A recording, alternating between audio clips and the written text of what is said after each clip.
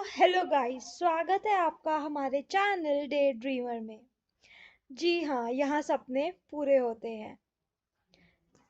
मुझे पता है कि आप सभी के पास 100 रीजन होंगे।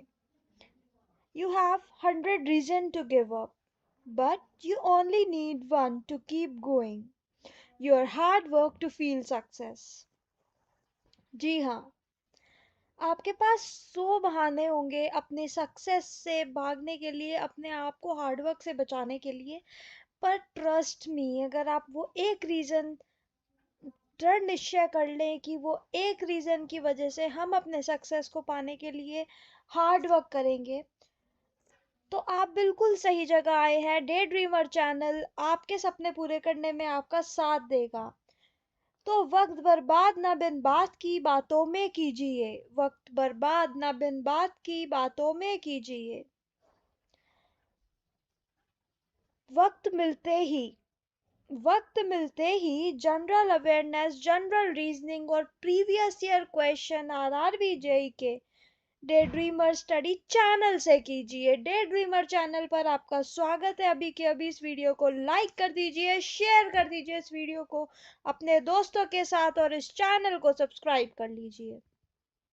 तो देखिए, रेलवे आरआरबी जेई के सॉल्व्ड क्वेश्चन पेपर हम आपके लिए लेकर आए हैं। शिफ्ट 1 2019 का ये पेपर है। इससे पहले पार्ट में हमने इसके क्वेश्चंस आपको सॉल्व करके दिखाए थे। As we combine play with learn, तो हमारा जो प्राइमरी गोल है वो यही है कि आपको प्रीवियस ईयर क्वेश्चंस कॉन्सेप्ट के साथ सिर्फ 20 सेकंड में सॉल्व करना सिखाते हैं हम लोग। क्योंकि आपकी क्वेश्चन सॉल्व करने की रफ्तार इतनी होनी चाहिए, इतनी रफ्तार होनी चाहिए कि आसपास के बच्चे अपनी कलम ही छोड़ दें और ये सोचें कि इस बार सिलेक्शन तो आपका होगा, उनका नहीं होगा। तो इतनी स्पीड से इस क्वेश्चन को सॉल्व करना हम आपको सिखाएंगे। हम इस वीडियो में आपके लिए लेकर आए हैं previous year question full explanation with solution एक ही वीडियो में। जी हाँ, तो अगर हम आपको नहीं पता तो हम आपको बता दें कि स्टेज वन जो कि प्रीलिम्स एग्जाम हम बोलते हैं, उसमें 4 टॉपिक से क्वेश्चंस आते हैं। 30 क्वेश्चन एप्टीट्यूड या फिर मैथमेटिक्स बोलते हैं हम, उससे आते हैं। जनरल इंटेलिजेंस एंड रीजनिंग से 25 क्वेश्चन आते हैं एंड जनरल अवेयरनेस से 15 क्वेश्चन आते हैं। जनरल साइंस से 30। तो जनरल साइंस हमारा एप्टीट्यूड, बहुत वाइड रेंज ऑफ क्वेश्चंस इससे आते हैं। Junior engineer railway recruitment board का ये एग्जाम होता है जिसमें 100 क्वेश्चंस आते हैं। 90 मिनट्स आपको मिलते हैं। एक क्वेश्चन सही होने का 1 मार्क्स आपको मिलता है, और वही अगर आपका वो क्वेश्चन गलत हो जाए तो आपका 1/3 मार्क्स डिडक्ट हो जाता है रॉन्ग आंसर के लिए।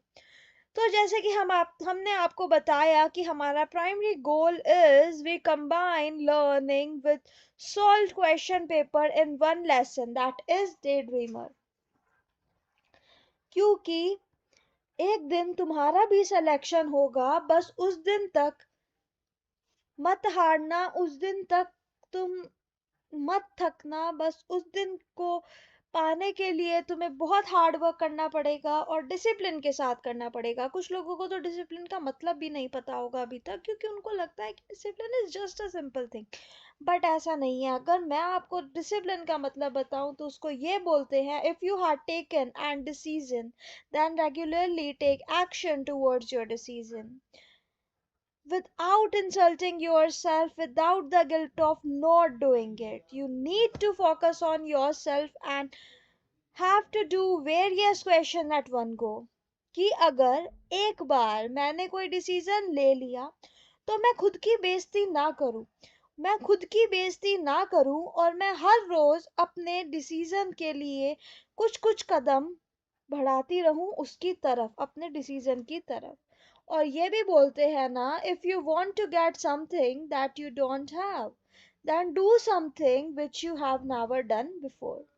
तो इसी के साथ हम शुरू करते हैं हमारा। अगर आपको डे ड्रीमर नहीं पता तो हम डे ड्रीमर पे लेकर आते हैं study channel, mindset related questions, career related queries, government jobs की जितने भी सब्जेक्ट हैं सबकी वीडियोस गवर्नमेंट जॉब से रिलेटेड आपको हमारे डे ड्रीमर चैनल पर मिलेंगी।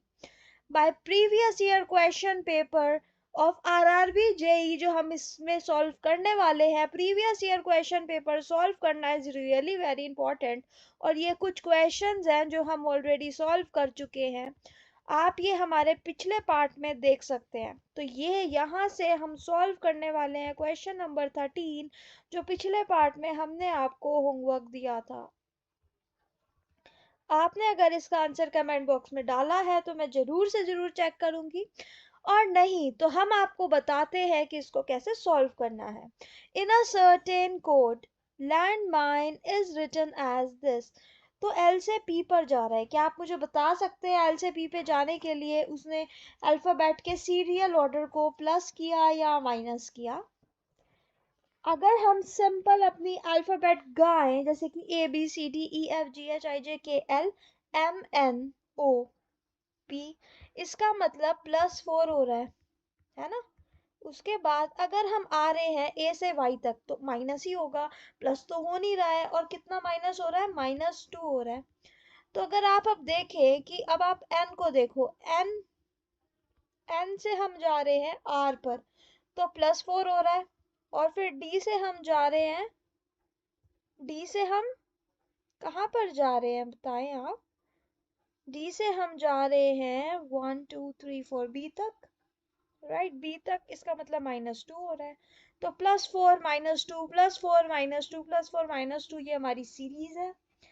अगर हम एच में +4 कर देंगे तो हमारा आंसर क्या आएगा? L, right. एल से स्टार्ट हो रहा है, उसके बाद एम बी है, थर्ड लेटर आप देखो एन। अगर हम एम में +4 कर देंगे तो हमारा आएगा क्यू। क्यू आप देखो तो सिर्फ एक ही है, इसका मतलब option number D is correct option for this. ये आपको बहुत अच्छे से समझ आ गया होगा, और ये जो सारे क्वेश्चन जितने यहाँ पे आपको दिख रहे हैं हम ऑलरेडी सॉल्व कर चुके हैं। तो आगे चलते हैं, देखिए आप 11th का आंसर, 11th का answer is a femur. 12th का आंसर इज सी। 13th का अभी जो हमने सॉल्व किया उसका है डी। 14th का is D, valence electron outermost shell, उसका आंसर था। एंड 15 का बी। तो आगे चलते हैं हम क्वेश्चन नंबर 16 की ओर। इफ, तो यहाँ देखिए आप, मैं पेन चेंज कर लेती हूँ, राइट। तो if ELCSUM is coded as MUSCLE, how is LATIPAC is to be coded? तो देखो अगर हम इसको डायरेक्टली देखें तो जो लास्ट में था वो फर्स्ट आ रहा है, एम आ रहा है, एम के बाद यू आ रहा है ना, जो लास्ट में था वो फर्स्ट आ रहा है, और इस तरीके से ये वर्ड बना है, राइट। तो इसमें भी जो लास्ट में, हम लास्ट से स्टार्ट करके इसको आराम से लिख सकते हैं, राइट। तो CAPITAL कैपिटल, इसका मतलब option number D is correct for this, right, capital. Which of these pair of number can't be the last two digit A comma B in 21022 AB if it is divisible by both 8 and 5? तो ये वाला जो question है this is really great question, और ये वाला question previous year paper में आ चुका है। और आप देख सकते हैं कि बहुत ज़्यादा टफ क्वेश्चन नहीं पूछ रही है आरआरबी जेई, इजी क्वेश्चंस ही पूछती है। बट आपको उस इजी क्वेश्चंस को भी बहुत ध्यान से पढ़ना है, क्योंकि जनरल साइंस और जनरल अवेयरनेस के कुछ ऐसे क्वेश्चंस होते हैं जिनमें आपको नहीं पता होता।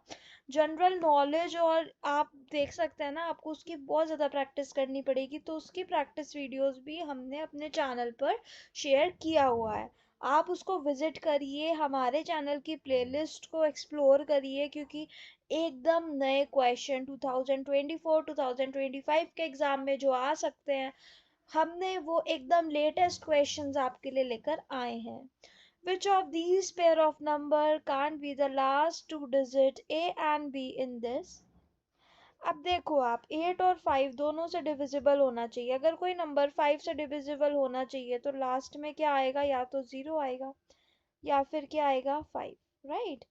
तो 0 और 5 आप देखो तो 5 से तो चलो सब नंबर हो सकते हैं डिविजिबल जो भी लिखे हैं, पर अगर कोई नंबर 8 से डिविजिबल है तो उसके आखिर में या तो 0 आता है, या उसका जो आखिर का नंबर होता है ना वो 8 से डिविजिबल होना चाहिए, शुड बी डिविजिबल बाय 8।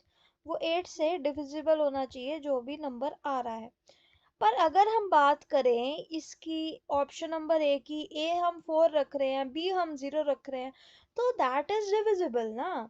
और हमें क्या लिखना है कि इफ इट इज बोथ, है ना, तो लास्ट टू डिजिट कांट, मतलब कि हमें ऐसा नंबर देखना है पेयर में जो कि हम पेयर में नहीं रख सकते, तो ऑप्शन नंबर बी भी रख सकते हैं, ए भी रख सकते हैं। सी है 8 और 0, 8 और 0 मतलब यहाँ 80 तो 8 से डिवाइड हो जाता है ना। पर अब आप देखो 45, 4 5, क्या 45 8 से डिवाइड हो रहा है?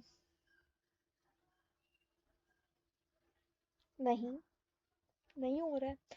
तो ऑप्शन नंबर डी है, क्योंकि अगर हम 5 रख देंगे तो वो 8 से डिवाइड नहीं होएगा। ठीक है, तो इसका आंसर है option number D, A is equal to 4, B is equal to 5। ठीक है।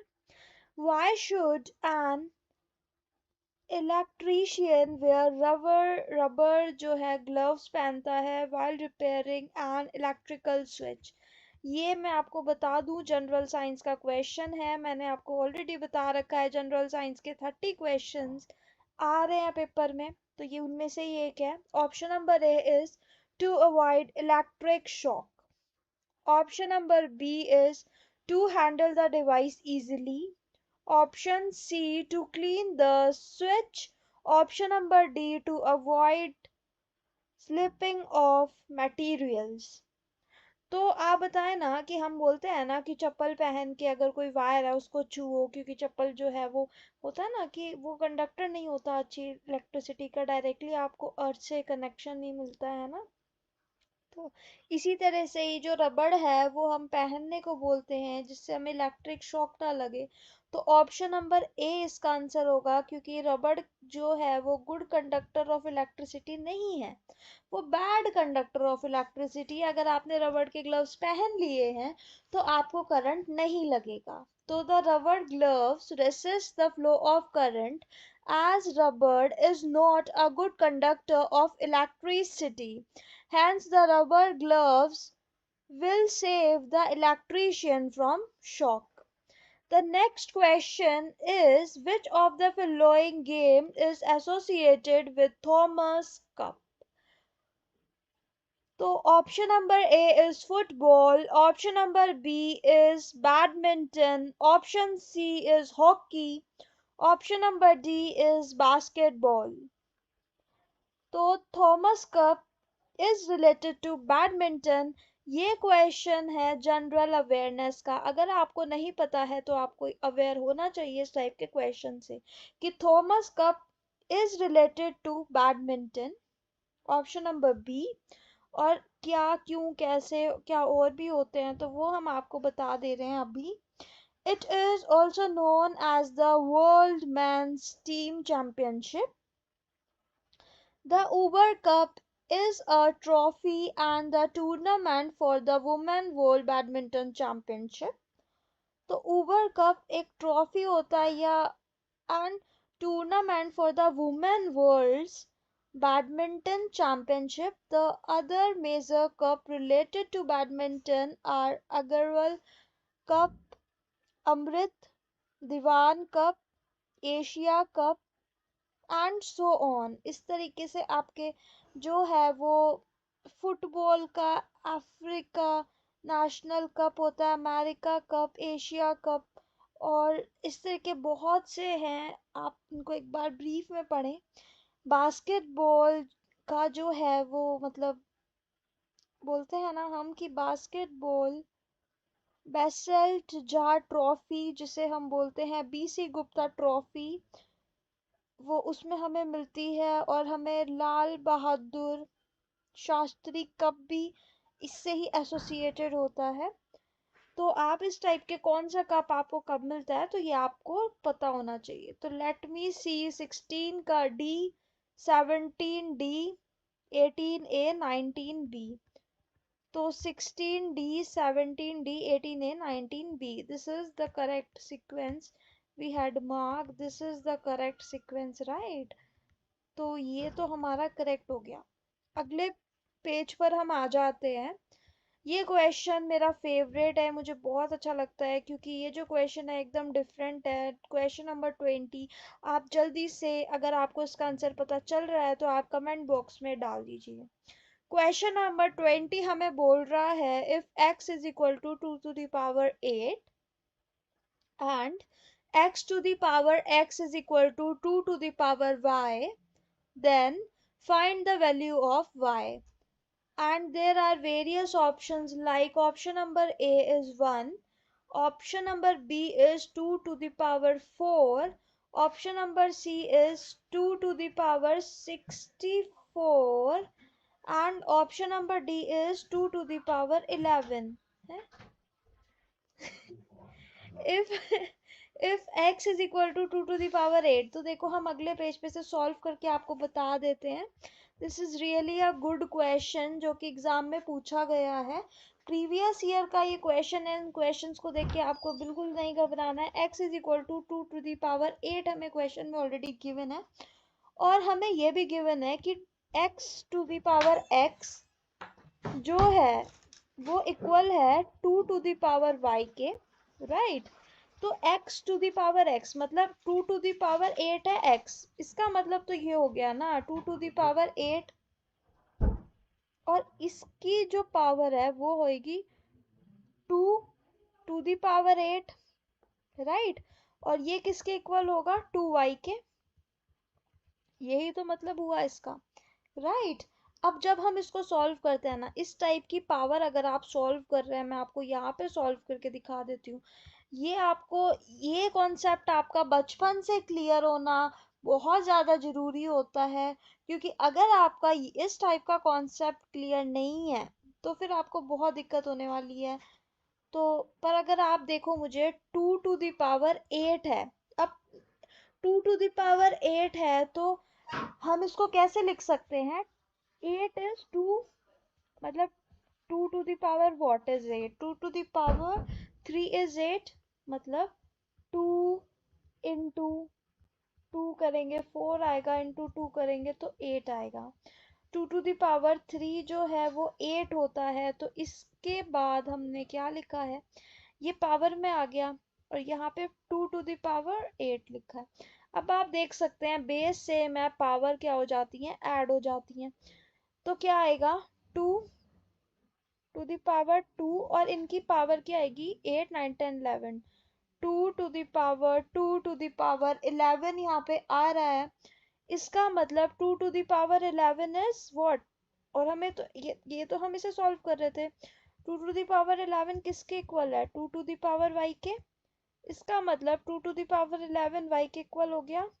और हमें क्वेश्चन में क्या पूछा था? हमें क्वेश्चन में पूछा है कि y की वैल्यू क्या है, तो 2 टू दी पावर 11 है। ये बहुत ही आपका बेसिक से क्वेश्चन उठाया गया है, और बेसिक्स आपके स्ट्रॉन्ग है या नहीं है, आपका कॉन्सेप्ट क्लियर है या नहीं है, ये इस क्वेश्चन में आपसे पूछा गया है। आपका कॉन्सेप्ट क्लियर है नहीं है, तो this is really very good question to know. ठीक है, moving on to the next question, that is find the odd one out from the given option. अब देखो आपको ऑप्शंस में ना नंबर गिवन है। ऑप्शन नंबर ए में 25, B is 60, C is 30 and D is 15। तो जल्दी जल्दी से 20 सेकंड लीजिए, कमेंट बॉक्स में इसका आंसर दीजिए। क्विकली आप इसका आंसर दे सकते हैं। This is really really very easy question to be done. और अब तक आप आंसर दे भी चुके होंगे, तो मैं आपको समझा दे रही हूँ। जो आंसर नहीं दे पाए हैं आप ध्यान से देखिए कि 15 है। 15 के टेबल में 30 भी आ रहा है, 15 के टेबल में 60 भी आ रहा है, पर 25 15 के टेबल में नहीं आ रहा है ना। 15, 15 टू 30, 15 4 60, पर 25 नहीं है, तो 25 हो सकता है इसका आंसर, राइट? इसके अलावा और भी तरीके हैं कि 30, 60, 15 कोई परफेक्ट स्क्वायर नहीं है, पर 25 इज द परफेक्ट स्क्वायर। 5 का स्क्वायर होता है 25, तो ये ओनली परफेक्ट स्क्वायर है, इसलिए ये अलग है। दो तरीके हमने आपको बता दिए हैं जिससे आप इसको अलग बता सकें, आपको समझ आए कि ये आखिर अलग क्यों है। और मैं आपको एक और बात बता रही थी कि if you want to get anything that you don't have, then do something that you never had done before. अगर तुम्हें कुछ ऐसा चाहिए जो तुम्हारे पास आज तक नहीं है, तो तुम्हें ऐसी मेहनत करनी पड़ेगी जो तुमने आज तक नहीं करी। तो हर दिन छोटे छोटे स्टेप्स लो अपने गोल की तरफ, हर दिन अपने स्टेप्स को बढ़ाते जाओ, धीरे धीरे करके बढ़ाओ, और फिर आपको 1 मंथ 2 मंथ के बाद आपको बहुत बड़ा अच्छा फर्क अपने आप में दिखेगा। तो मैं आपको हमेशा बोलती हूँ कि आपको सुबह उठने के बाद 10 मिनट्स अ डे मेडिटेशन से स्टार्ट करना चाहिए। स्टार्टिंग में आप कुछ दिन 10 मिनट करें, फिर उसको बढ़ा के 15 मिनट करें, देन 20 मिनट तक स्ट्रेच करें। ऐसे करके आप अपने वर्कआउट में भी कर सकते हो कि अगर आप पुशअप लगा रहे हो तो एक दिन में एक पुशअप लगाओ, अगले दिन दो लगाओ, उससे अगले दिन 3 लगाओ, फिर उससे अगले दिन 4 लगाओ। ऐसे करके आप अपने आप को लिमिट को धीरे धीरे करके पुश करेंगे, तो आपको 2 महीने में जब आप इकट्ठे एक साथ 40 पुशअप लगाओगे उसके बाद भी आप नहीं थकोगे, तब आपको समझ आएगा कि कंसिस्टेंसी की पावर क्या है। Consistency is really important in any kind of field ना। तो इसी के साथ हम शुरू करते हैं अपना अगला क्वेश्चन को करना, that is question number 22। In this question, two statements are given followed by two conditions. Choose the condition which best fit the locally, right? तो statement है some fools are intelligent, some children are intelligent. Conclusion number 1, some fools are children. Conclusion number 2, all children are intelligent. The options are neither condition 1 or 2 follow. Option number B is only condition 1 follow.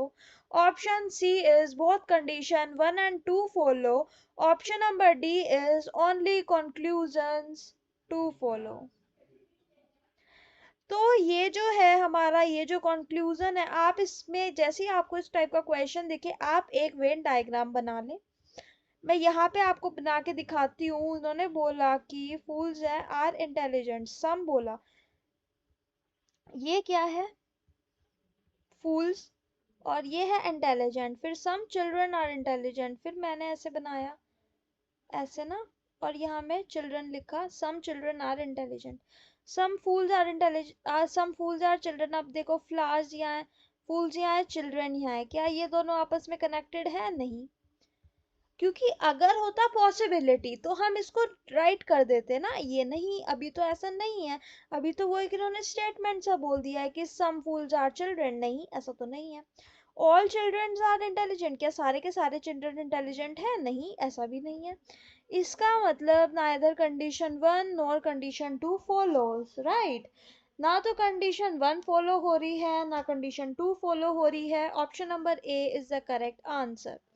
तो an article is marked 20% above the cost price and sold at a discount of 20%. What is the net result of this sale? Option number A is 10% gain. Option number B is no profit or loss. Option number C is 10% loss. Option number D is 4% loss. ये बहुत important question है। आप अपना जो भी काम कर रहे हैं आप बैठ जाएं, बैठ के पढ़ें इसको, और बहुत इंपॉर्टेंट क्वेश्चन है ये वाला।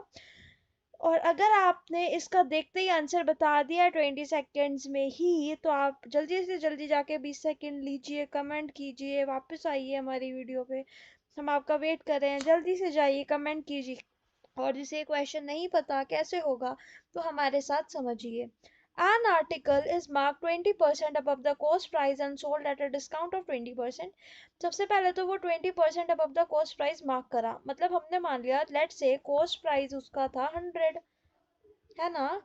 हमने मान लिया कि उसका जो cost price था 20% अबव द कॉस्ट प्राइस, उसका मार्क्ड प्राइस हो गया, ठीक है। हमने मान लिया, हमने 100 मान लिया। अब 20% ज्यादा हो गया तो 120 हो गया, है ना। और ये 120 ये कैसे आया, है ना। अब आपको मैंने तो ऐसे ही लिख दिया, अब आपको समझ आया नहीं आया, मैं आपको फिर से बता देती हूँ कैसे आया। देखो 100 था, right. Let the cost price, हमने क्या लिखा कि कॉस्ट प्राइस को हमने 100 मान लिया, तो ये जो 120 आया ये क्या आया, मार्क्ड प्राइस, है ना। मार्क्ड प्राइस क्या आया, 120। मार्क्ड प्राइस कैसे आया, 100 क्या था कॉस्ट प्राइस। 100 को अगर आप मल्टीप्लाई कर देंगे किससे, 120 से, 100 मल्टीप्लाई बाय 120 डिवाइडेड बाय 100, तो आपके पास आंसर क्या आ गया, 120 रुपीज, रुपीज 120। क्योंकि 100 में 20% और 100 का 20% इज 20, और मतलब ऐड करना, राइट। इसके बाद हमने बोला है सेलिंग प्राइस। अब हमारा जो मार्क्ड प्राइस है, सेलिंग प्राइस, मतलब मार्क्ड प्राइस तो हमारा 120 है, और सेलिंग प्राइस वो बोल रहा है कि वो 20% लो, मतलब इसका 20% लो, मतलब 80, है ना।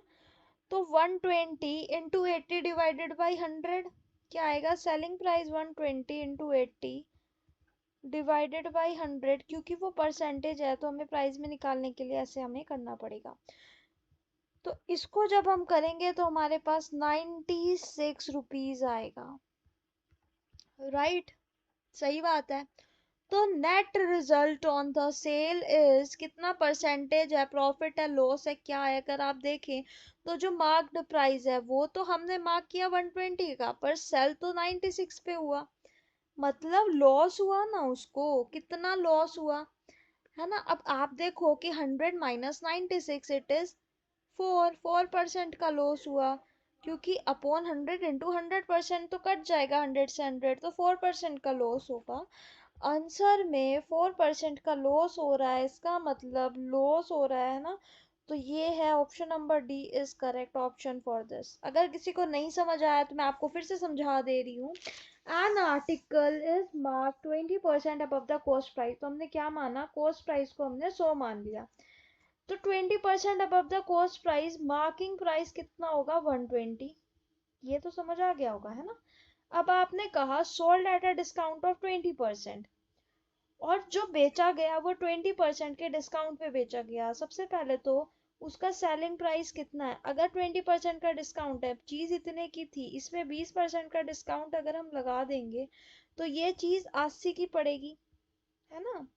और पर मार्क तो इतने की थी, मार्क तो 120 की हो रखी थी, तो 120 इंटू 80 डिवाइडेड बाई 100 करेंगे, इससे क्या आएगा हमारा, इससे हमारा आएगा सेलिंग प्राइस। जब सेलिंग प्राइस और कॉस्ट प्राइस की वैल्यू आ जाएगी तो हमें पता चलेगा कि जो नेट प्राइस है वो तो फोल्ड लॉस में जा रहा है, क्योंकि सेलिंग प्राइस हमारा 96 है और कॉस्ट प्राइस हमारा 120 है। ठीक है, समझ आ गया आपको। अगले क्वेश्चन पर चलते हैं, moving on to the next question. उसके लिए मुझे यहाँ से रेज करना पड़ेगा, I can't see the question is. तो देखो यहाँ पर ये नेक्स्ट क्वेश्चन है, question number 24। Which word will best complete the relationship given below? Needle, saw, knife, और क्या आएगा, देखो निडल सॉ करता है, निडल क्या करता है, सिलने के काम आता है, और नाइफ क्या करता है, कट के काम आता है। ऑप्शन नंबर ए है कट। अब आप बताओ क्या नाइफ से आप गाड़ी चलाओगे, ग्राइंड करोगे, फीड करोगे, क्या करोगे, नाइफ, नाइफ से आप किसे फीड कर सकते हो, किसी को भी नहीं। नाइफ से तो हम कट करते हैं, राइट। तो हम कट कर देंगे।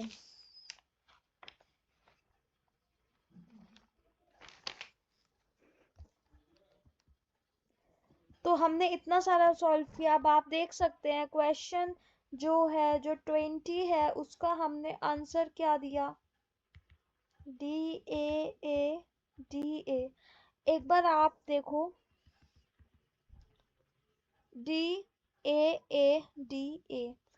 ठीक है, समझ आ गया आपको, आंसर करेक्ट है। नेक्स्ट क्वेश्चन पर हम बढ़ते हैं, और नेक्स्ट क्वेश्चन पे बढ़ने से पहले मैं आपसे कुछ बात करना चाहती हूँ कि खुद को पुश क्यों नहीं करते तुम? खुद को पुश क्यों नहीं करते तुम? तुम कौन हो, तुम्हें याद दिलाना पड़ेगा क्या?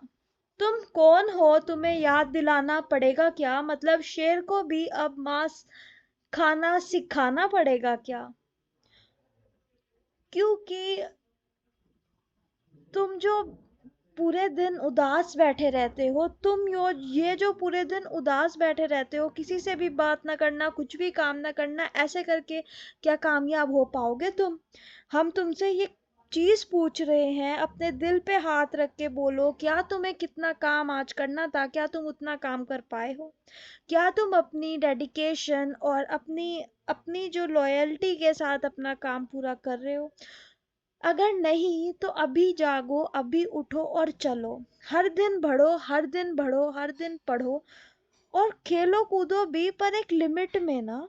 क्योंकि तुम्हें अपने सपने पूरे करने हैं, उसकी ओर बढ़ना है, अपने सपनों की ओर बढ़ना है और अपने माता पिता का नाम भी तो रोशन करना है ना। और जैसा कि मैंने कहा कि खुद को पुश क्यों नहीं करते तुम कौन हो, तुम्हें याद दिलाना पड़ेगा क्या? मतलब शेर को भी अब मांस खाना सिखाना पड़ेगा क्या? तो और जैसे कि हम आपको बोलते हैं कि देखो कि अपना जो समय है ना वो बर्बाद मत कीजिए। वक्त बर्बाद न बिन बात की बातों में कीजिए। वक्त बर्बाद न बिन बात की बातों में कीजिए। वक्त मिलते ही आरआरबी जेई के previous year questions day dreamer channel से कीजिए। जी हाँ, तो इसी के साथ साथ आप हमारी इस वीडियो को लाइक कर दीजिए, शेयर कर दीजिए हमारी वीडियो को अपने दोस्तों के साथ, सब्सक्राइब कर दीजिए हमारे चैनल को। और हम आपको ले चलते हैं एक नए क्वेश्चन की ओर, जो क्वेश्चन आपको बता रहा है कि a boat goes upstream at 36 kilometre per hour and downstream at 40 kilometre per hour. The distance covered in each trip brings the same. Find the speed of a boat in a still water. तो देखो, मैं हर question को important नहीं बताती, पर जो important है वो इम्पोर्टेंट है। ये question is really very important. Important questions पर मैं स्टार बना देती हूँ। जो कि आप अगर देखें, the boat goes upstream at 36 kilometre per hour. तो अगर आप बोट वाले क्वेश्चन देखेंगे तो बोट वाले क्वेश्चन में दो ही पार्ट्स होते हैं, या तो बोट अपस्ट्रीम जाती है या फिर डाउनस्ट्रीम, राइट? अगर बोट अपस्ट्रीम जा रही है, आप सोचो, आप अगर इसको ऐसे सोचेंगे कि बोट अपस्ट्रीम जा रही है, मतलब बोट ऐसे थोड़ा ऊपर, मतलब ऐसे फ्लो के अगेंस्ट जा रही है। वाटर का फ्लो इधर है ना? बोट इधर जा रही है, इसे बोलते हैं अपस्ट्रीम। और अगर बोट डाउन स्ट्रीम जाती है, हम उसे बोलते हैं वाटर का फ्लो भी इधर है और बोट भी इधर ही जा रही है। जब डाउन स्ट्रीम होता है तो स्पीड ऑफ वाटर और स्पीड ऑफ बोट, अगर हमने स्पीड ऑफ बोट x ले ली और स्पीड ऑफ वाटर y ले ली, तो x प्लस वाई हमारा आता है डाउन स्ट्रीम में। और अगर हमने स्पीड ऑफ वाटर y ले ली, स्पीड ऑफ वाटर और स्पीड ऑफ बोट x ले ली, तो x माइनस वाई आता है हमारा अप स्ट्रीम में, और ये क्या है, डाउन स्ट्रीम में। ठीक है, यहाँ पे आएगा x प्लस वाई। तो देखिए, इन क्वेश्चन में अब उसको वो क्या बोल रहा है हमें कि a boat goes upstream at 36 kilometre per hour and downstream at 40 kilometre per hour, the distance covered in each trip brings the same, है ना? डिस्टेंस सेम है। स्पीड होता है डिस्टेंस अपॉन टाइम, डिस्टेंस होगा speed into time, right? Find the speed of water in still water. तो still water में speed of boat क्या होगी? हमने आपको ऑलरेडी बता दिया है कि इस क्वेश्चन के अकॉर्डिंग अगर हम मान लें कि speed of water y kilometre per आ रहा है, speed of boat in still water is x kilometre per hour, तो according to the question x minus y is 36 and x plus y is 40, right? तो अगर हम यहाँ से equation 1 और इक्वेशन 2 को सॉल्व करेंगे, देखो हमने क्या बताया क्वेश्चन के अकॉर्डिंग की जो x है ना?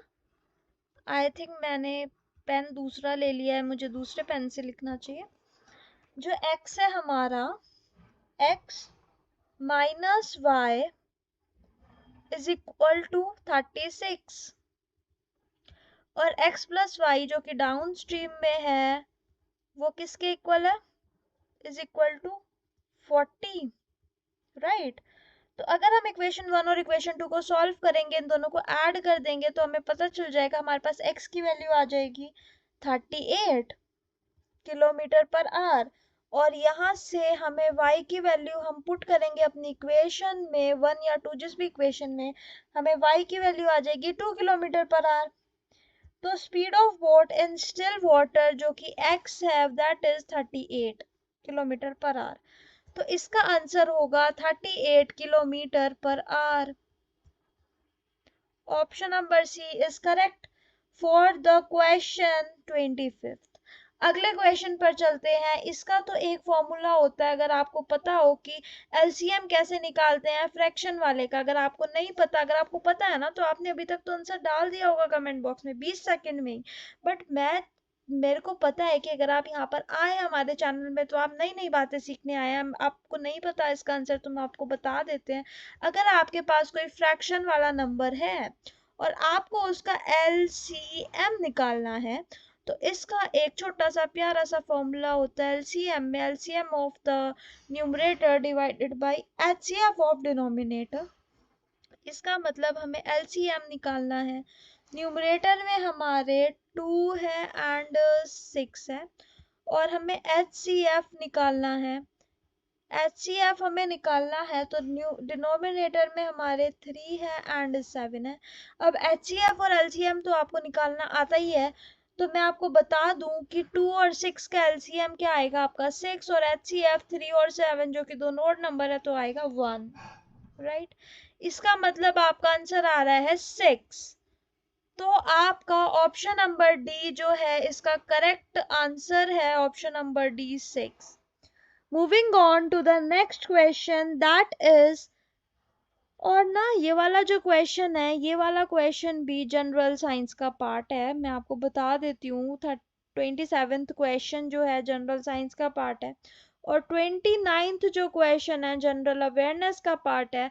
और जनरल अवेयरनेस, जनरल साइंस, इन पे अलग से हम प्लेलिस्ट बना चुके हैं। आप हमारी प्लेलिस्ट रोज की रोज अपडेट होती है, जनरल नॉलेज के भी क्वेश्चन उसमें डाले जाते हैं, तो आप उस प्लेलिस्ट को जरूर देखिएगा। With Greek letter denotes wavelength, तो कौन सा ग्रीक लेटर वेवलेंथ डिनोट करता है?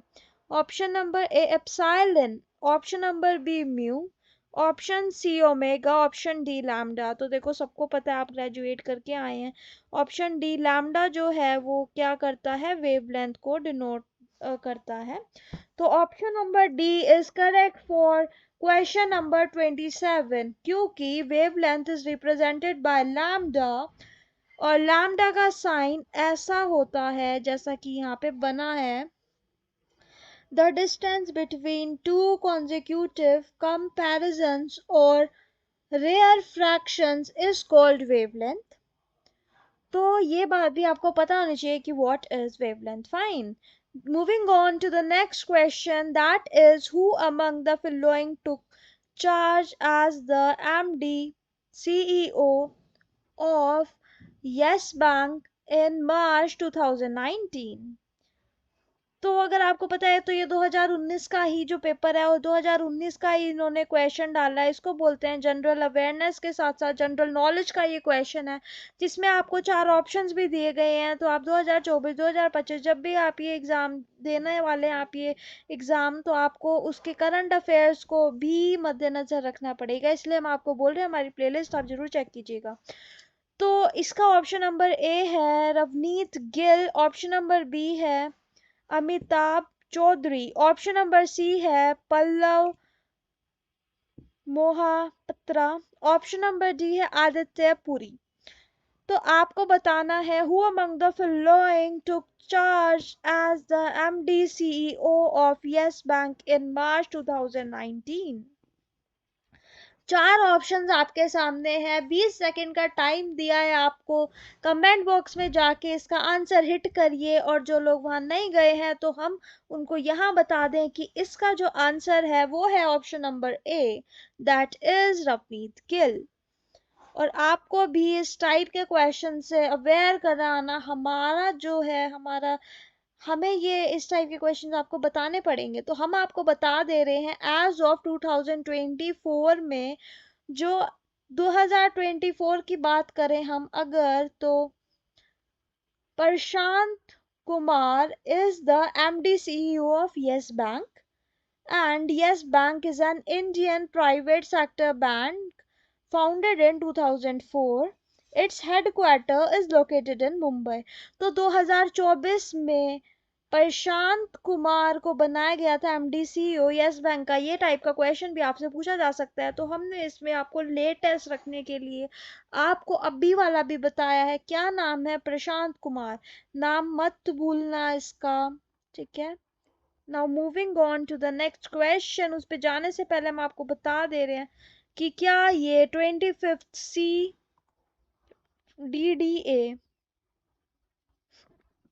CDDA very well said, it's all correct. ये सारे के सारे हमारे करेक्ट हो गए हैं, right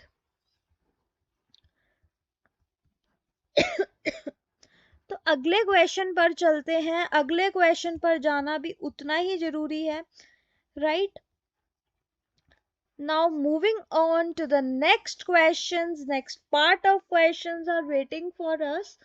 So the next question is, state two factors on which the electrical energy consumed by an electric appliances depend. Option number A, the power rating of the appliance and the time for which it is used. Option number B, the energy and time for which it is used. Option number C, the volt and the current. And option number D, the power rating and the temperature. तो बिल्कुल सही, आपने बिल्कुल सही gas किया है। इसका answer है option number A, the power rating of the appliances and the time for which it is used. Two factors on which the electrical energy consumed by an electrical appliances depend on the power rating. उसकी power rating क्या है appliances की, और कितने समय तक उसको use किया गया है। Moving on to the next question, that is question number 30. P works twice as fast as Q.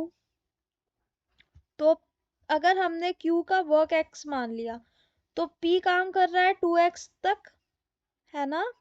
तो Q can alone complete work in 12 days. तो अगर Q जो है वो 12 दिन में काम कर रहा है, तो वो एक दिन में 1/12 वर्क कर रहा है ना।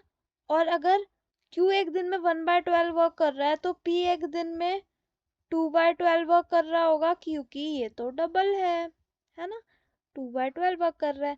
तो अब बताओ, how long will P and Q will complete the work. तो P का पता है हमें, Q का पता है ना। वर्क तो पता है हमें, तो 1/12 एक दिन का है ना ये, तो प्लस 2/12 कर दो आप, 12 एलसीएम में आ गया, 3/12 हो गया, है ना। क्या आ गया हमारा, यहाँ पे हम लिख देते हैं 3/12 हो गया, मतलब 1/4 आया है, 1/4। अब 1/4 है, इसका रेसिप्रोकल कर देंगे तो हमारे पास 1/4 वर्क है, तो क्या आ जाएगा, डेज आ जाएंगे।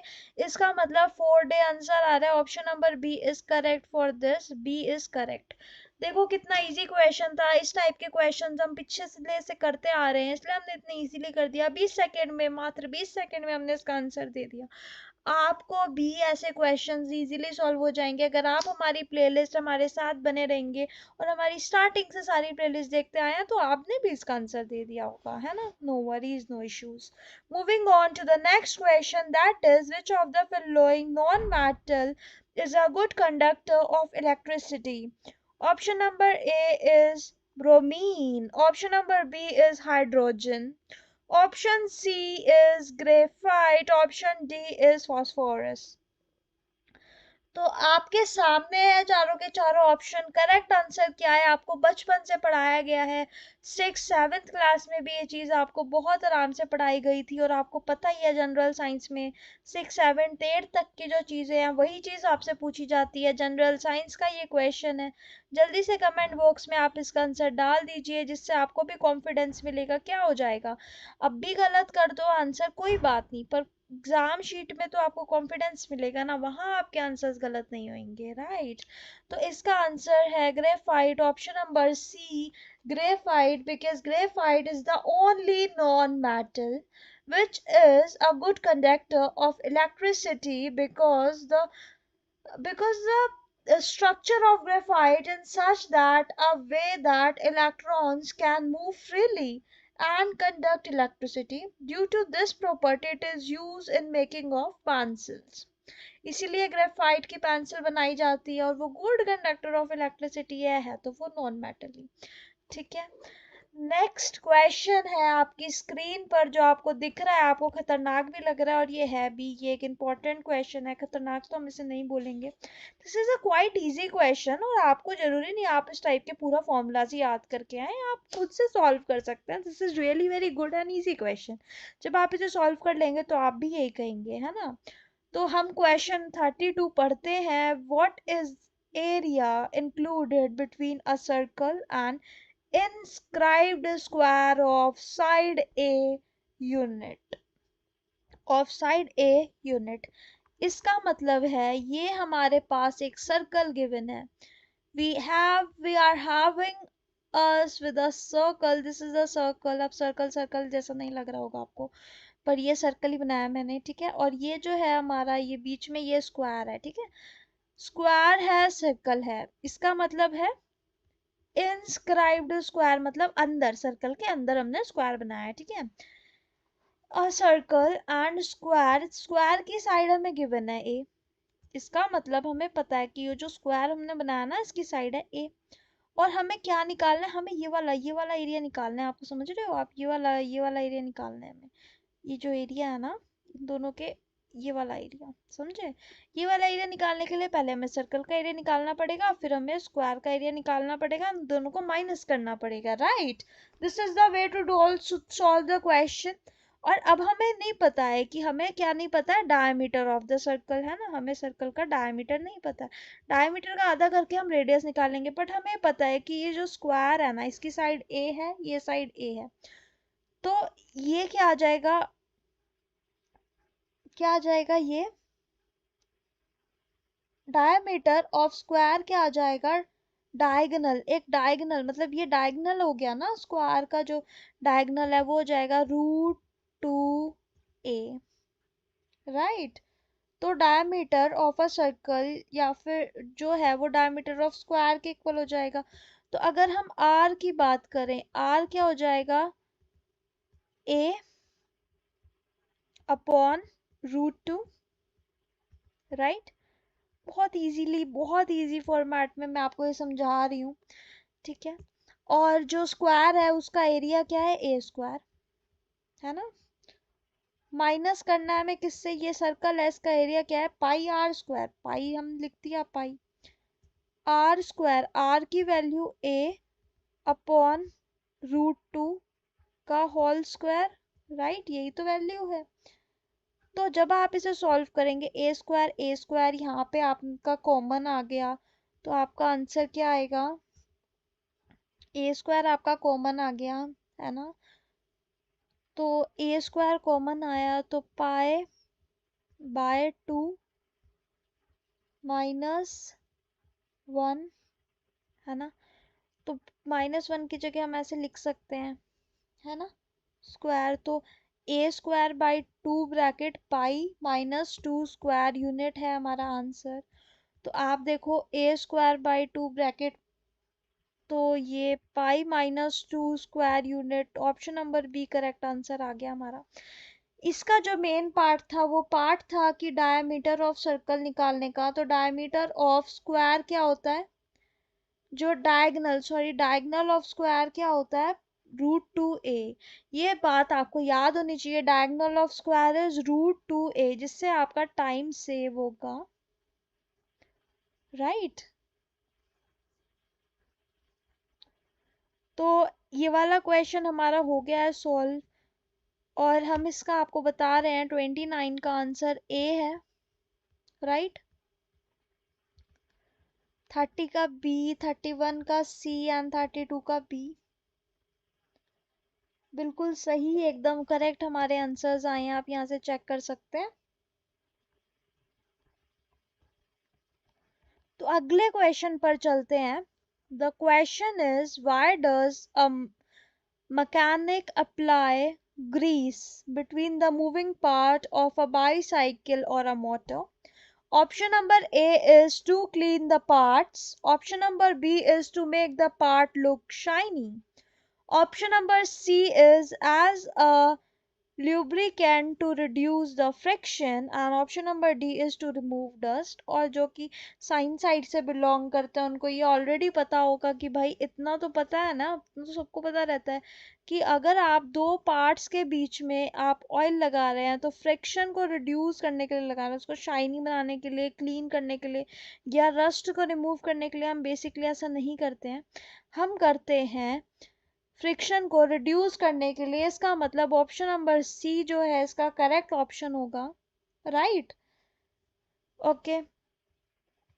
अब हमारा क्वेश्चन नंबर 34th जो है वो हम आपको, ये एक बहुत इंपॉर्टेंट क्वेश्चन है। मैं चाहती हूँ पहले मुझे सॉल्व करने से पहले आप इसे ट्राई करें, आप इसे ट्राई करें। जितने आप इसे ट्राई कर रहे हैं 20 सेकंड में आप इसका आंसर जो है लिख सकते हैं। हम अगले क्वेश्चन पर चलते हैं। आप इसको ट्राई जरूर कीजिएगा, जरूर से जरूर कीजिएगा, हम इसका आंसर जरूर आपको बताएंगे, तो डोंट वरी। ट्राई करना इज रियली वेरी इंपॉर्टेंट। अब ये देखो जोन सी फिगर है रिजेंबल्स करती है, तो हमें इस फिगर को कंप्लीट करना है। तो हमें पता है ऐसे ऐसे, मतलब ऐसे ऐसे के बाद ये बीच में से ऐसे होना चाहिए। तो इस टाइप की फिगर मुझे एक ही नजर आ रही है जो ऑप्शन नंबर डी मुझे दिख रहा है। तो आपको भी क्या ऑप्शन नंबर डी ही लग रहा है? तो इसका आंसर ऑप्शन नंबर डी है।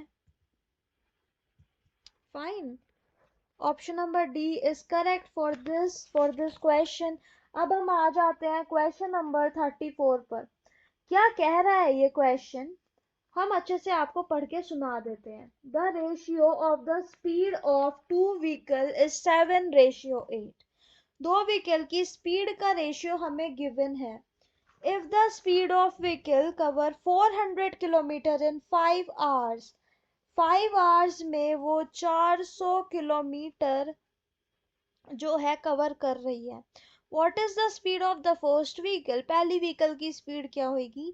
तो हम मान लेते हैं द स्पीड ऑफ व्हीकल भी 7x और एंड 8x। देन क्योंकि अगर आप देखो आपको रेशियो गिवन है, आपको रेशियो क्या गिवन है, लेट मी सी कि आपको रेशियो क्या गिवन है। आपको रेशियो गिवन है 7:8, राइट। ये 8 है और ये 7 है, 7:8। तो जब हम रेशियो हटा के एक्चुअली में स्पीड लेते हैं ना, तो हम 7x और 8x ऐसे लेते हैं। ठीक है, इसके साथ एक x लगा देते हैं, ऐसे इसके साथ लगा देते हैं, समझे? तो 7x 8x हमने कहा let the speed of vehicle be 7x and 8x। Then 8x into 5 is equal to 400, है ना।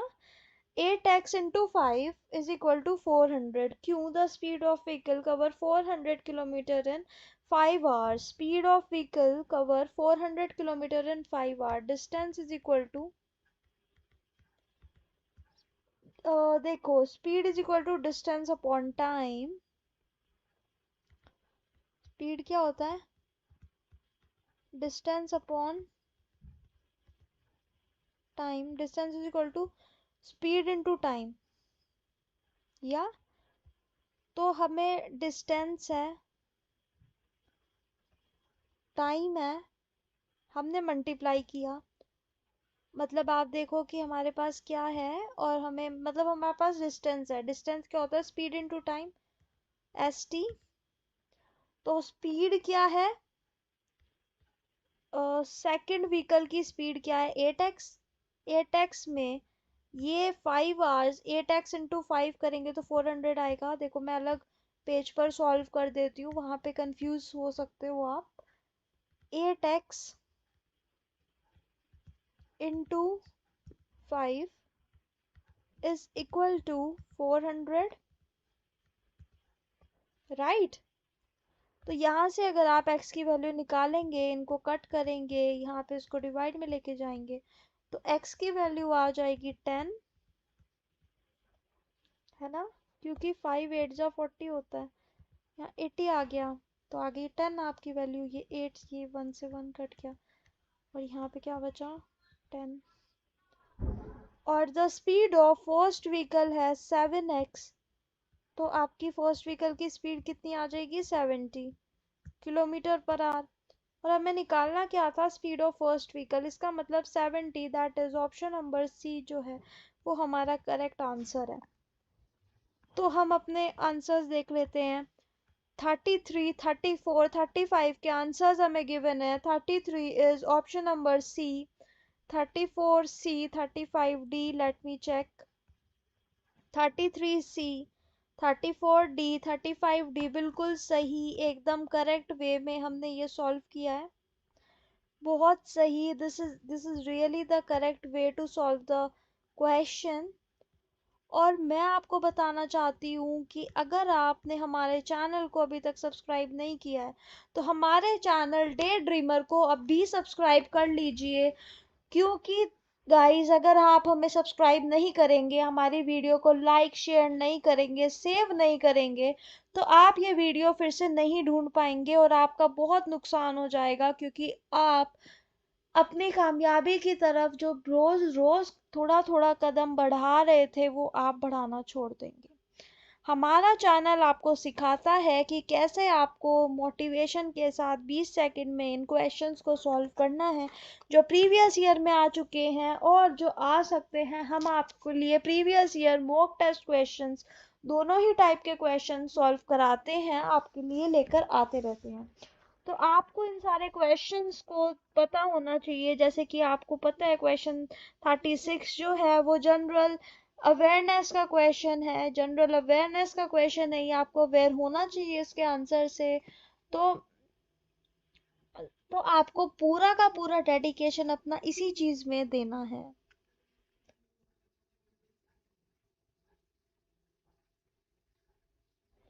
तो आपसे हम ये पूछना चाह रहे हैं कि क्या आप मेडिटेट कर रहे हैं, क्या आप एक छोटा सा कदम अपने गोल की तरफ बढ़ा रहे हैं, हर दिन छोटा छोटा कदम गोल की तरफ बढ़ा रहे हैं या नहीं। एक कोशिश तो कर लो।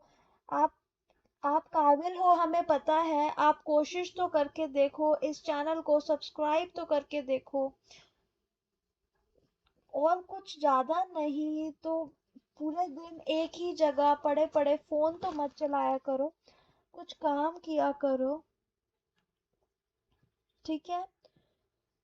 तो क्योंकि हमें पता है कि आपको हमेशा से बेस्ट बनना था, तो हमेशा से बेस्ट बनना था ना तुमको, तो थकना अफोर्ड नहीं कर सकते, आराम कर लो थोड़ी देर, पर रुकना अफोर्ड नहीं कर सकते। तो देख रहे हो आप डे ड्रीमर स्टडी चैनल की प्लेलिस्ट, क्योंकि तुम रुकना अफोर्ड नहीं कर सकते। कितना टालोगे चीजों को, कितना टालोगे चीजों को, करना तो पड़ेगा ही। कामयाबी की तरफ पहला कदम रखना तो पड़ेगा ही। तो सब्सक्राइब कर लो हमारे चैनल डे ड्रीमर को, क्योंकि कामयाबी की पहली सीढ़ी चढ़ना तो पड़ेगा ही। देखो हमें पता है कि बहुत मजा आ रहा है आपको सोने में, बहुत मजा आ रहा है आपको सोने में, पर फिर भी जागना तो पड़ेगा ही। तो क्या कर रहे हो आप अपने सपनों को पूरा करने के लिए? क्या कर लिया आपने डे ड्रीमर चैनल सब्सक्राइब पढ़ने के लिए? मौके ढूंढ ही रहे हो या बना भी रहे हो? मौके ढूंढ ही रहे हो या बना भी रहे हो? एक छोटा सा कदम तुम अपने सपनों की ओर बढ़ा भी रहे हो, फिर देखो आसमान के कितनी करीब जाओगे तुम। लाइक शेयर सब्सक्राइब कर दो इस वीडियो को, क्योंकि हमें पता है आलसी हो पर नाकाबिल नहीं हो तुम। एक कोशिश तो करो, इस चैनल को सब्सक्राइब तो करो। हमें पता है कि कुछ किया नहीं है दिन भर, फिर भी थक रहे हो। कुछ किया नहीं है दिन भर, फिर भी थक रहे हो। ऐसा ऐसे होंगे क्या तुम्हारे सपने पूरे? या अपनी जिंदगी के ये अपनी जिंदगी के साथ तुम आखिर कर क्या रहे हो? कुछ किया ही नहीं है दिन भर, फिर भी थक रहे हो। ऐसे होंगे क्या तुम्हारे सपने पूरे? ये अपनी जिंदगी के साथ तुम कर क्या रहे हो? यहाँ जहाँ हो, क्या वहीं रहना है तुम्हें हमेशा? जहाँ हो, क्या वहीं रहना है तुम्हें हमेशा, या फिर सपने पूरे करने के लिए भी कुछ करना है तुमको? तो अभी के अभी इस वीडियो को लाइक कर दो, इस चैनल को सब्सक्राइब कर दो और शेयर कर दो अपने सभी दोस्तों के साथ। पूरे करने के लिए अपने सपनों की ओर एक कदम बढ़ाकर तो देखो। इस चैनल को सब्सक्राइब कर लो और हर दिन डेडिकेशन के साथ ये प्लेलिस्ट देखकर तो देखो। धीरे धीरे कदम बढ़ाओ, धीरे धीरे आगे बढ़ो। सफलता की सीढ़ी चढ़ने के लिए ये करना बहुत जरूरी होता है। तो हम आपको बता देना चाहते हैं कि क्वेश्चन हम आपको होमवर्क में दे रहे हैं, वो क्वेश्चन है question number 41। Find the value of cos 120 degree into cos 240 degree into cos 180 degree into cos 60 degree. आपके पास चार ऑप्शंस इस क्वेश्चन को करने के लिए अवेलेबल हैं। That is option number A is -1/8, option number B is 1/2, option number C is 1/4 and option number D is 1/16। तो हर दिन पढ़ो, हर दिन बढ़ो और चलते रहो। रुकना नहीं है, क्योंकि सपने पूरे करने हैं ना, तो रुकना तो अफोर्ड नहीं कर सकते आप। थक सकते हो, पर थक के बैठना अफोर्ड नहीं कर सकते। धीरे धीरे काम करो। रुकना अफोर्ड नहीं कर सकते, कोशिश करना बंद नहीं कर सकते आप। ठीक है। और इसके साथ साथ एक और सीरीज है, एक और जो है मैं आपको होमवर्क में दे रही हूँ, क्वेश्चन नंबर 39, जो आपको बोल रहा है find the missing number in the following series. Series है 8464,432,440,220, कोमा में आपको इस डैश में एक नंबर बताना है, जो कि आपको चार ऑप्शंस दिए गए हैं और लास्ट नंबर 114 आपको दिया गया। तो है तो ये सीरीज का ही, पर आपको जो ऑप्शन दिए गए हैं वो 237, 239, 232, 228 आपको ऑप्शंस दिए गए हैं। आपको बताना है इन चार ऑप्शंस में से इस जगह करेक्ट क्या बैठेगा। तो ये दोनों क्वेश्चन आपके होमवर्क में हैं, जिसको आ गया है आंसर अभी इसी वीडियो में आप पोस्ट कीजिए। 20 सेकेंड्स लीजिए, इसका आंसर दीजिए और आप अपने पेपर में देखो। इस टाइप के क्वेश्चंस क्या है ना, पेपर में 20 सेकेंड में देखते ही सॉल्व कर सकते हो। जैसे कि एक्सप्लेनेशन ऑफ नासा क्या है, आंसर मैं अभी वीडियो में नहीं बताऊंगी। आप इन सब के आंसर्स और भी बहुत सारे के आंसर्स अगली वीडियो में आप हमारे साथ बने रहिए, देखेंगे। तो देखिए, क्योंकि ये सारे जो क्वेश्चंस हैं ना, ये बहुत ही इजी है। आपको ऐसा नहीं लगेगा कि नहीं कर सकते हो, बट आपको जो मेन आपका कंसर्न है वो जनरल साइंस, जनरल अवेयरनेस की तरफ रखो। रोज जनरल अवेयरनेस के जीके के क्वेश्चंस पढ़ो। सोने से पहले आपको 50 क्वेश्चंस तो रोज की रोज पढ़ने पड़ेंगे, जिससे कि आपको बहुत, आप मतलब आप ना पढ़ो 50, पर आप 10, 20, 30, मतलब आप एक पर्टिकुलर नंबर क्वेश्चन चूज कर लो कि 20 क्वेश्चन तो देखना ही पड़ेगा ना। 20 क्वेश्चन हम एक बार में कर लेते हैं, सोने से पहले आप करो। पर आप करो डेडिकेशन के साथ हर दिन, क्योंकि हर दिन काम करना is really very important for us. क्योंकि छोटे छोटे कदम बढ़ाते रहना अपने सपनों की ओर, वो सबसे बड़ा काम होता है। ठीक है। और इन दिनों आपको पूरा पॉजिटिव रहना है। Be positive, think positive, stay positive and eat healthy. Meditation करो, जो आपके मन में, जो आपको स्थिर होना सिखाए, आपके मन में नेगेटिव थॉट्स ही ना लेके आए। मेडिटेशन करो, meditation is really very important. और मैं नहीं कहती कि एक दिन में 1 घंटा बैठ के मेडिटेशन करो, इतना कोई नहीं कर पाएगा। कर सकते हैं, ऐसा नहीं है हम नहीं कर सकते। आप एक दिन में 10 मिनट से स्टार्ट करो। हर दिन, हर दिन आप 10 मिनट मेडिटेशन करो, फिर एक हफ्ते के बाद आप 10 से 20 मिनट का मेडिटेशन करो, फिर आप आधे घंटे करना स्टार्ट करो उसके बाद। तो ऐसे धीरे धीरे करके जब आप 5-10 मिनट करके अपने मेडिटेशन की स्पीड बढ़ाते रहेंगे तो आपको बहुत ही अच्छा लाइट फील होगा। इवनिंग वॉक पर ज़रूर जाना चाहिए। आपको मॉर्निंग पर्सन ही बनना चाहिए, नाइट पर्सन मेरे अकॉर्डिंगली नहीं बनना चाहिए, but that is all about your decisions ना। आप जैसे डिसीजन ले रहे हैं, आप अगर नाइट में कंफर्टेबल हैं then it's fine, it's all up to you. But according to me I prefer to be a day person. So day dreamer channel की इस वीडियो को लाइक कर दीजिए, शेयर कर दीजिए इस वीडियो को अपने दोस्तों के साथ, और सब्सक्राइब कर दीजिए हमारे चैनल डे ड्रीमर को। और इसी तरह की और वीडियोस देखने के लिए हमारे चैनल को सब्सक्राइब करना ना भूलिए, क्योंकि इस चैनल पर हम लेके आते रहते हैं आपके लिए स्टडी से रिलेटेड, माइंडसेट से related, career, motivation and government job के जितने भी आपके गवर्नमेंट जॉब से रिलेटेड जो भी सब्जेक्ट्स हैं उन सब की प्लेलिस्ट हम आपके लिए बना रहे हैं। लेटेस्ट क्वेश्चन हम उनमें ऐड कर रहे हैं। So stay happy, be positive, and bye bye, guys.